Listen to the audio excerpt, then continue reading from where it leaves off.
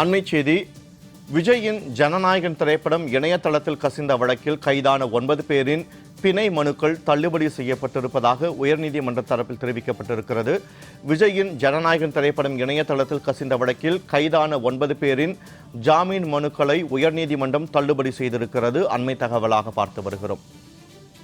விஜயின் ஜனநாயகன் திரைப்படம் இணையத்தில் கசிந்த வழக்கில் கைதான 9 பேருக்கு பிணை மறுக்கப்பட்டிருக்கிறது. திரைப்பட தணிக்கை வாரியத்தின் மறு ஆய்வில் உள்ள படம் சட்டவிரோதமாக இணையதளத்தில் வெளியானது குறித்து KVN புரொடக்ஷன் சார்பில் புகார் அளிக்கப்பட்டது.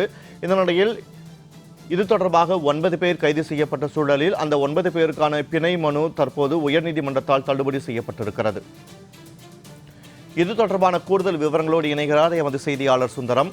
வணக்கம் சுந்தரம்.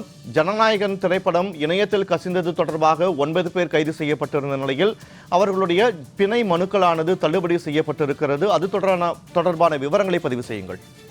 நிச்சயமா, அதாவது கடந்த ஜனவரியில் பொங்கல் பண்டிகைக்கு வெளியாகும் என அறிவிக்கப்பட்டிருந்த தமிழக தற்போதைய முதல்வரும் நடிகருமான விஜய் நடித்திருந்த ஜனநாயக படம் தணிக்கை வாரியத்தில் மறு ஆய்வு குழு முன் ஆய்வில் இருந்தது. இந்த நிலையில் கடந்த ஏப்ரல் 3ஆம் தேதி சட்டவிரோதமாக இணையதளத்தில் இப்படம் வெளியானது. பட தயாரிப்பு நிறுவனமான KVN புரொடக்ஷன் அளித்த புகாரின் அடிப்படையில் 21 பேர் மீது சைபர் கிரைம் போலீசார் வழக்கு பதிவு செய்து விசாரித்து வருகின்றனர். இந்த வழக்கில் கைது செய்யப்பட்டுள்ள ஸ்ரீநாத், சஞ்சய், பாலகிருஷ்ணன், மணிகண்டன், ருத்ரன், ராஜேஷ், பிரசாந்த், செல்வம் மற்றும் ரஜினி ஆகிய 9 பேர் ஜாமீன் கேட்டு சென்னை முதன்மை அமர்வு நீதிமன்றத்தில் மனு தாக்கல் செய்திருந்தனர். அந்த மனு தள்ளுபடி செய்யப்பட்டது. அதாவது 9 பேர் ஜாமீன் கோரி சென்னை உயர்நீதிமன்றத்தில் மனுக்கள் தாக்கல் செய்திருந்தனர்.